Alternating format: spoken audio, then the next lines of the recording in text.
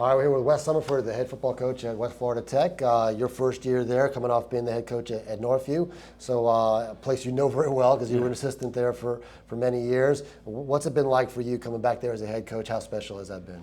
Yeah, you remember. It's funny when you walk in there and you're there about a month. You remember all the nuances that were there before when I was there before, and those things start coming back.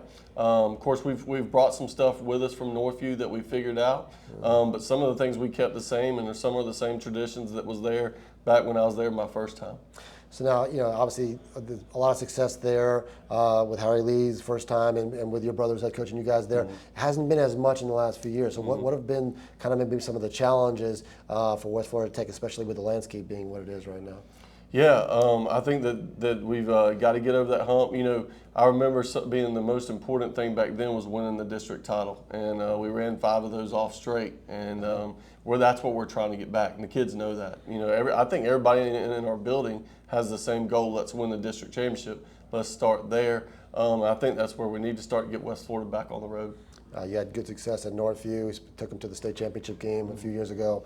What were some of the lessons you took from there that you talked about trying to incorporate things that worked with you being the head coach? Yeah, different style of football up there for sure. I said that when I went there, and then when I came back to West Florida, it's different. But I think the primary thing is how tough your kids got to be, and I think there's no replacement for that. And even if you had them in here and they were saying one thing that we're focusing on, it's our guys being tough. And we've been tough on them this fall camp, and just eager to go this season. All right, so we'll talk about the offense first. You got about 7 starters back there, which is pretty good. So what are the strengths going to be there, and who's some of the key guys? Yeah, I think, last year we had a big offensive line. Those guys are all coming back. And so we'll lean on those, but we've been able to develop some explosive plays. I think it starts with our quarterback.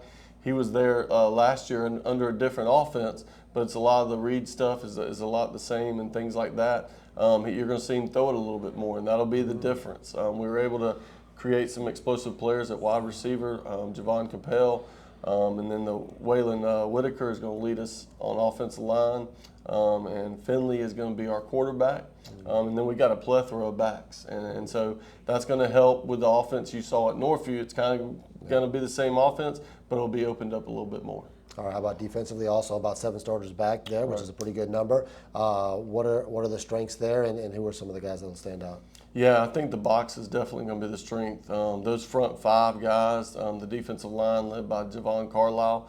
Interesting, I had his brother when I was there before, and he's right after him. Great player, leads our defense up front, just being physical. I think that our run stopping ability with the front 5 would be awesome, but we got some DBs that are starting to develop. You've seen that they've learned some things over the summer, and they're really coming into high gear coming into fall camp. How about the schedule? I think another tough schedule, for you guys. And then as you look to the district, PHS, with their revival also, what are the challenges when you look at what you're facing? Yeah, you play some big schools with the Pensacola schedule that we play. I think we all have to do that. But you look at Scambia, Tate, they're not down, and Tate's coming up, and so those big schools make it tough. I think we got them in strategic places, which is good for us. It'll give us a measuring stick about where we're at.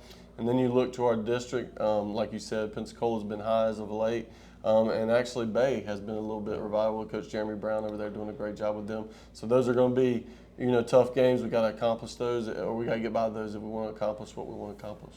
Okay, of course you mentioned Tate. Very familiar with the head coach there, your brother Rhett, and first time you'll be going against each other as head coaches. How crazy, how surreal is that scenario, and how are you looking forward to it?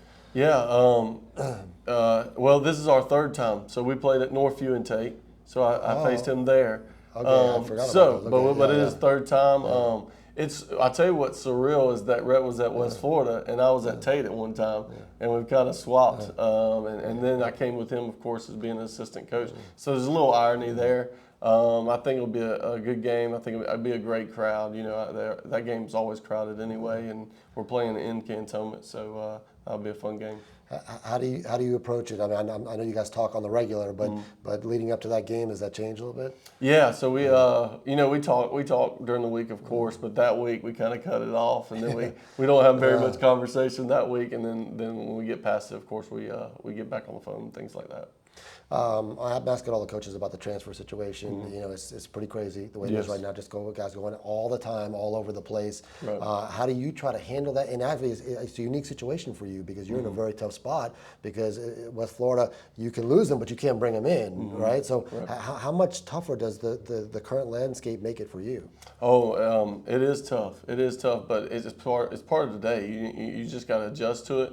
To me, I think we take more of the Clemson, Georgia approach. Is that, hey, there's something special about a kid developing 4 years, and kids that transfer in are always not the best thing. Some of those guys are cancers for a team and things like that.